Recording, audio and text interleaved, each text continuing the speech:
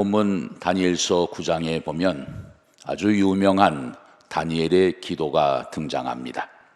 이 기도는 성경에 나오는 많은 기도들 가운데 가장 위대한 기도의 하나라고 말할 수 있겠습니다. 오늘 본문의 배경을 먼저 말씀드리면 유다 나라는 주전 606년 바벨론의 제1차 침공을 받아서 많은 유다 백성들이 바벨론의 포로로 끌려가게 되었습니다.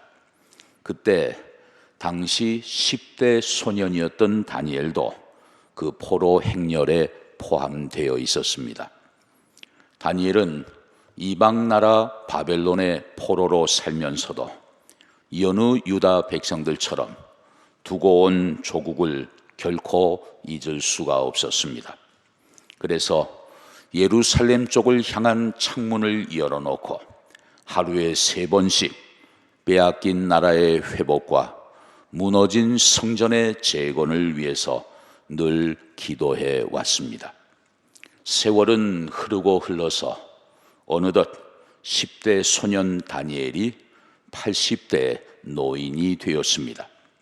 그러던 어느 날 다니엘이 평상시처럼 하나님의 말씀을 읽고 있었습니다. 물론 그 당시에는 오늘날과 같은 성경은 없었겠죠. 양피지에 기록하여 두루마리에 보관을 해온 구약 성경이었을 것입니다. 다니엘은 구약 성경 중에 그날은 특별히 예레미야서 말씀을 읽고 있었습니다. 그런데 갑자기 심장이 멈추는 것 같은 특별한 감동을 받게 됩니다. 왜냐하면 예루살렘의 황폐함이, 다시 말하면 유다 백성들의 포로 생활이 70년 만에 마치게 될 것이라는 하나님의 놀라운 약속을 그 말씀에서 발견했기 때문이에요. 그 말씀이 다니엘서 9장 1절 2절에 나옵니다. 메대 족속 아수에로의 아들 다리오가 갈대아 나라 왕으로 세움을 받던 첫 해, 곧 그 통치 원년에 나 다니엘이 책을 통해 여호와께서 말씀으로 선지자 예레미야에게 알려주신 그 연수를 깨달았나니 곧 예루살렘의 황폐함이 70년 만에 그치리라 하신 것이니라. 지금 황폐한 예루살렘이 70년 만에 다시 회복될 것이라는 그 약속의 말씀을 다니엘이 읽고 있었습니다. 예레미야서 29장 10절 말씀이었죠. 예루살렘을 향한 창문을 열어놓고 예루살렘의 회복을 위해서 다니엘은 그동안 계속해서 날마다 기도해 왔습니다. 어느덧 바벨론에 온 지도 68년의 세월이 지나갔습니다. 저 말씀대로라면 앞으로 2년만 있으면 드디어 유다 백성들은 해방이 될 것이고 드디어 저들은 유다 예루살렘으로 돌아가게 될 것입니다. 이야, 내가 죽기 전에 바벨론으로부터 해방되어 유다 백성들이 고국으로 돌아가는 모습을 볼 수 있게 되겠구나. 다니엘이 얼마나 감격스러웠겠습니까? 그런데 여러분, 그 감격, 그 기쁨은 오래 가지 못했습니다. 왜냐하면 예레미야서를 다니엘이 계속 읽다 보니까 이런 조건이 따라옵니다. 예레미야 29장 12절에 보면 너희는 내게 부르짖으며 내게 와서 기도하면 내가 너희들의 기도를 들을 것이요 너희가 온 마음으로 나를 구하면 나를 찾을 것이요 나를 만나리라. 이 말씀 속에는 중요한 조건이 하나 들어 있었습니다. 백성들아, 내게로 돌아오라. 그리하면 내가 너희의 기도를 듣고 너희를 만나줄 것이다. 그리고 너희를 본토로 돌아가게 해줄 것이다. 백성들이 먼저 회개하고 하나님께로 돌아오면 하나님도 약속하신 대로 백성들을 70년 만에 예루살렘으로 돌아가게 해 주시겠다는 그러한 하나님의 약속이었어요. 다니엘은 순간 생각에 잠겼습니다. 아무리 눈을 씻고 찾아봐도 하나님께 나아가서 회개하고 부르짖어 기도할 만한 동족들이 별로 보이지 않았습니다. 68년 전 포로 생활 초기만 해도 하루의 고된 노동을 마치면 바벨론 강변에 앉아서 수금을 나무에 걸어놓고 시온을 그리워하며 저들은 눈물을 지었던 때가 있었어요. 하나님의 성전에 언젠가는 반드시 돌아가서 거기서 하나님 앞에 다시 제사 드리게 될 날을 정말 그리워했던 적도 있었습니다. 그런데 시간이 지나는 동안 저들은 세월의 무게를 이기지 못했습니다. 어쩔 수 없이 바벨론의 문화, 바벨론의 종교에 다 동화되고 말았습니다. 부모님이 지어주신 히브리식 이름은 다 사라져버리고 이제 바벨론식 이름으로 그 이름마저 다 바뀌어지고 말았어요. 유일하신 참 하나님 대신에 저들은 이제 바벨론 사람들이 섬기는 신들에게 다 절을 하고 있었습니다. 지난날에 착하고 순수했던 그 여호와 신앙은 이미 빛이 발해버린 지 오래되었습니다. 이제는 더 이상 어느 누구도 시온의 꿈을 간직한 사람이 없었던 거예요. 다니엘은 실망과 탄식 속에 깊이 생각합니다. 이런 상황에서라면 설령 70년의 기간이 찬다 한들 하나님은 아무 일도 행하실 수 없을 것이다. 왜냐하면 하나님은 준비되어 있으셨지만 정작 백성들은 아무런 준비가 되어 있지 않기 때문이야. 그래서 다니엘은 처음에 이 약속의 말씀을 발견했을 때는 이야, 68년 기다렸는데 이제 2년만 더 기다리면 되겠구나. 마음이 설레이고 기뻤지만 이제는 생각이 좀 달라졌습니다. 현실적인 문제를 고민하지 않을 수 없었습니다. 앞으로 남은 2년 동안 대체 무슨 수로 저 백성들의 마음을 하나님께로 돌릴 수 있단 말인가? 아무리 고민을 해도 이것은 현실적으로 가능한 일이 아니었어요. 다니엘의 마음은 점점 서글퍼지기 시작합니다. 그러나 그렇다고 해서 결코 포기할 수도 없었습니다. 하나님의 계획을 몰랐으면 모를까? 이제 예레미야서를 통해 그 놀라운 계획의 말씀을 발견한 이상 도저히 다니엘은 가만히 있을 수가 없었어요. 그래서 다니엘은 결심합니다. 혼자서라도 나부터라도 하나님 앞에 금식하며 기도해야 되겠다. 백성들의 죄악 때문에 이 하나님의 계획이 지연되거나 변경되거나 취소되어서야 되겠는가? 나 한 사람만이라도 깨어서 민족을 대신하여 하나님 앞에 기도의 제물이 될 수만 있다면 하나님께서 혹시나 나 같은 사람 하나를 보셔서라도 그 언약대로 이루어 주시지 않겠는가?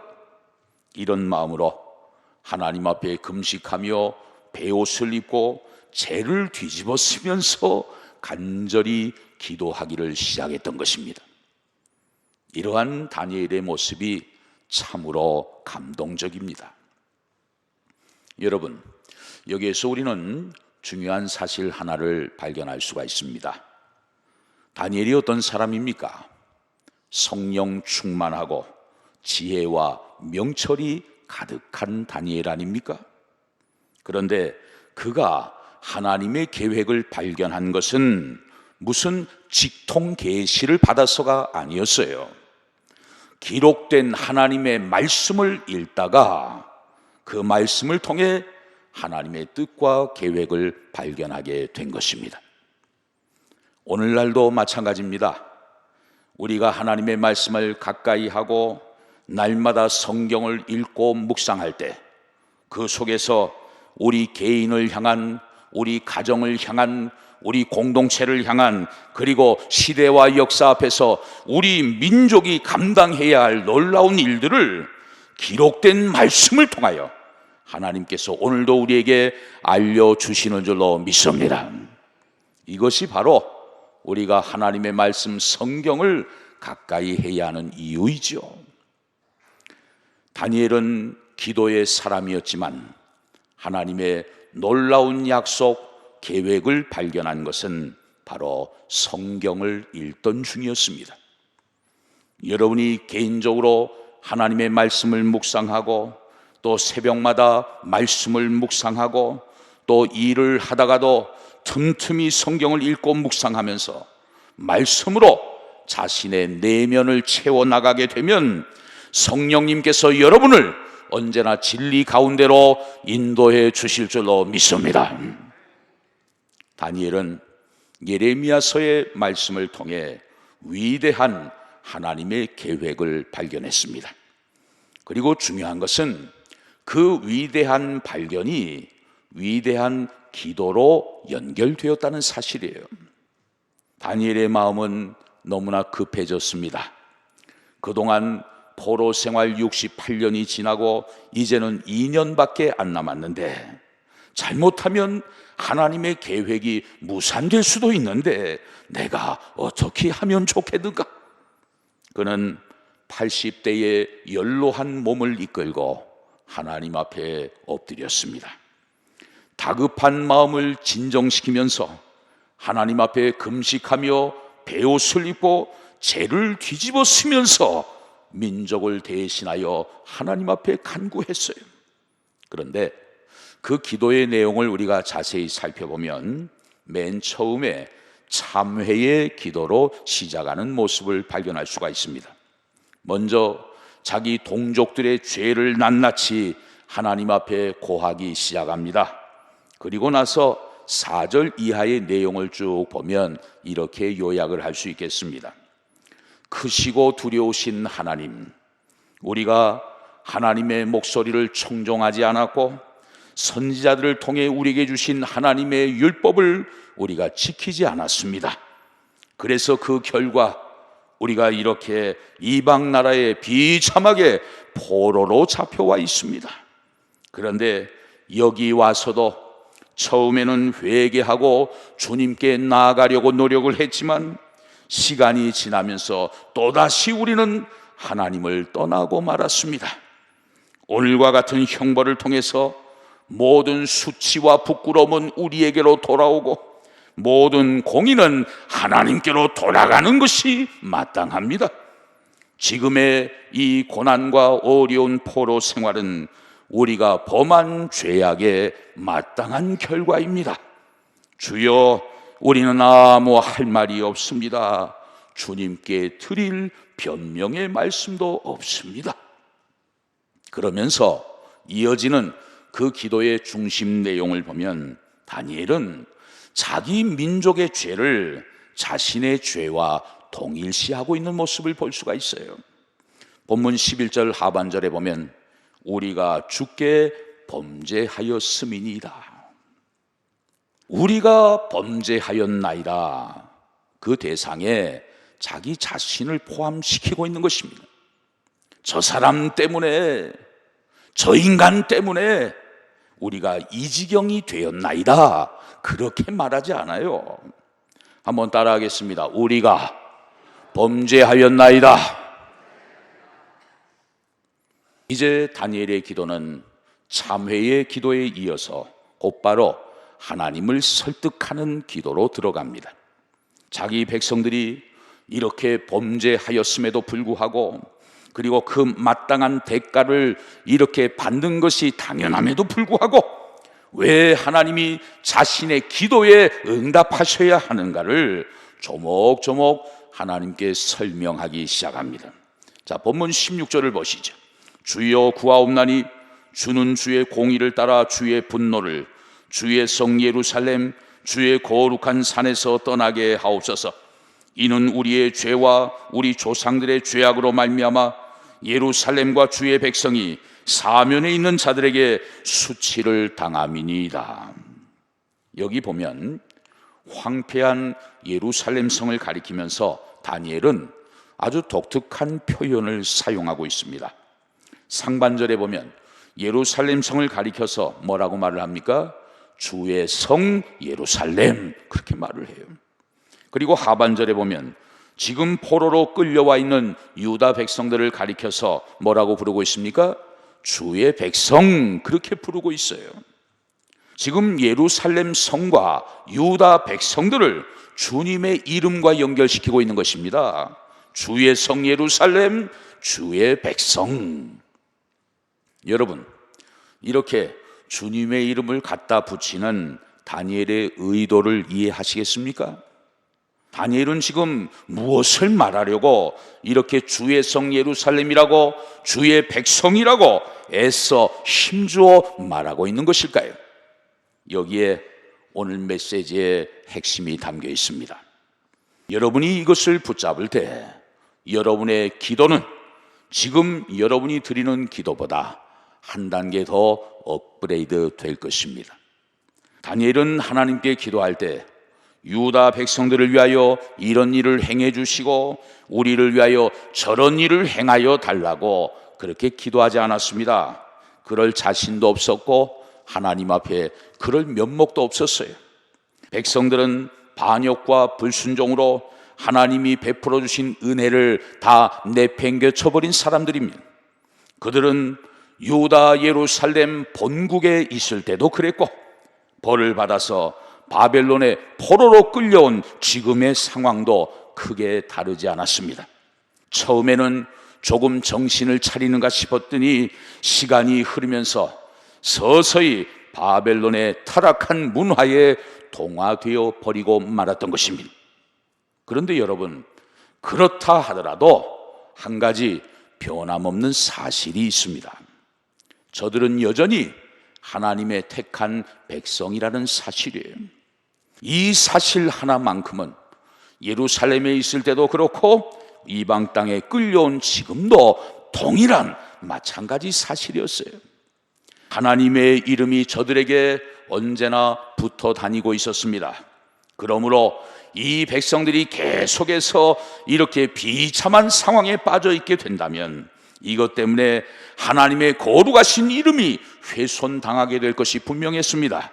다니엘은 지금 그것을 강조하면서 하나님 앞에 기도하고 있는 것이죠. 하나님 아버지, 당신을 모르고 있는 저 바벨론 사람들의 눈에는 당신의 모습은 보이지 않습니다. 볼 수도 없습니다. 오직 저들의 눈에는 당신의 백성들, 유다 백성들의 모습만 보일 뿐입니다. 그렇기 때문에 저들이 하나님을 평가할 때 주의 백성들이 처한 형편만을 보면서 하나님을 평가할 것입니다. 만약 이런 상황 속에서 하나님이 당신의 백성들을 구하기 위한 무슨 특단의 조치를 취하지 않고 가만히만 계신다면 당신의 거룩한 이름이 우리들 때문에 먹칠을 당하게 될 것입니다. 우리 자신이 이러한 수치, 부끄러움, 능력을 받는 것은 마땅하지만 우리 때문에 주의 거룩하신 이름이 이방인들에게 업신여김을 당해서야 되겠습니까? 하나님 가만히 보고만 계시면 안 되시지 않겠습니까? 우리를 위해서가 아니라 주 자신을 위해서 하시옵소서. 이게 다니엘의 기도예요. 다니엘은 면목이 없지만, 정말 자격이 없지만 백성들에게 운명적으로 따라다니는 주님의 거룩한 이름을 위하여 이처럼 하나님 앞에 간절히 호소했던 것이죠. 그의 기도는 오늘 본문 19절에서 한 번 더 강조됩니다. 다니엘의 기도의 결론 부분이죠. 19절을 보시죠. 주여 들으소서, 주여 용서하소서, 주여 귀를 기울이시고 행하소서, 지체하지 마옵소서. 나의 하나님이여, 주 자신을 위하여 하시옵소서. 이는 주의 성과 주의 백성이 주의 이름으로 일컫는 바 됨이니이다. 이 말씀 속에 주여라는 단어가 몇 번 나옵니까? 주여 들으소서, 주여 용서하소서, 주여 귀를 기울이시고 행하소서. 몇 번입니까? 3번이죠. 여기에서 주여 3창이 나오게 된 거예요. 이 말씀을 자세히 보면 눈에 확 들어오는 구절이 있습니다. 중반절에 주 자신을 위하여 하시옵소서. 문자적으로 말한다면 하나님, 예루살렘 성과 주의 백성들은 주의 이름을 짊어지고 사는 자들이 아닙니까? 그러므로 우리를 보고 일하시지 마시고 우리가 짊어지고 있는 주님의 이름을 위하여 우리에게 계획하신 구원을 이루어 주옵소서. 70년 만에 포로 생활이 끝나기로 하나님이 작정하셨으니 그대로 이루어 주옵소서. 주 자신을 위하여 하시옵소서. 여러분은 이런 기도를 드려보신 적이 있습니까? 여러분은 이런 심정으로 혹시 기도해 보신 적이 있습니까? 놀라운 사실은 다니엘의 이런 기도가 하나님의 마음을 움직였다는 것입니다. 하나님의 마음을 크게 감동시켜서 하나님이 역사하시도록 만들었다는 거예요. 그 다음에 나오는 말씀을 읽어보면 이 다니엘의 기도, 겨우 한 사람이 드린 기도인데 하나님께서 이 기도를 들으시고 얼마나 마음이 조급해지셨는지 즉시 응답을 보내시는 장면이 21절 이하에 기록되어 있습니다. 성경에 나오는 기도의 응답 중에서 하나님이 이렇게 서두르시는 모습은 여기 말고 다른 곳에서는 찾아볼 수가 없습니다. 하나님께서 가브리엘 천사를 다니엘에게 빨리 보내셨습니다. 천사가 와서 다니엘에게 뭐라고 얘기를 하는지 23절 상반절을 보시면 곧 네가 기도를 시작할 즈음에 명령이 내렸으므로 이제 네게 알리러 왔느니라. 다니엘아, 네가 기도를 시작할 즈음에 하나님의 명령이 내려졌다. 여러분, 다니엘의 기도가 채 끝나기도 전입니다. 기도가 시작될 즈음인데 하나님께서 이미 다니엘의 그 중심을 보시고 가브리엘 천사를 속히 서둘러서 다니엘에게 보내주신 것입니다.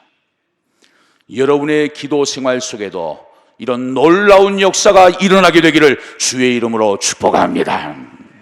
사랑하는 성도 여러분, 다니엘의 기도는 참으로 위대한 기도였습니다.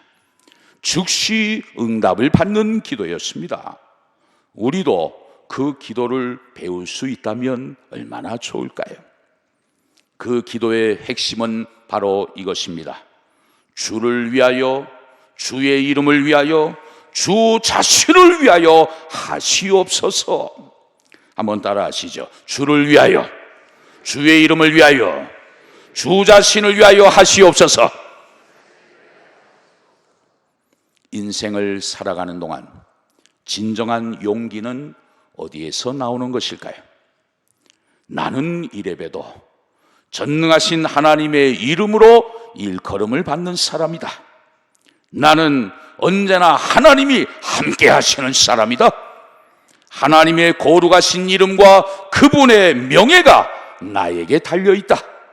그러므로 하나님이 나의 삶을 반드시 책임져 주실 것이다. 할렐루야. 이 사실을 우리가 믿고 확신할 때 말로 설명할 수 없는 거룩한 배짱과 용기가 우리 마음속에서부터 솟아나게 될 것입니다.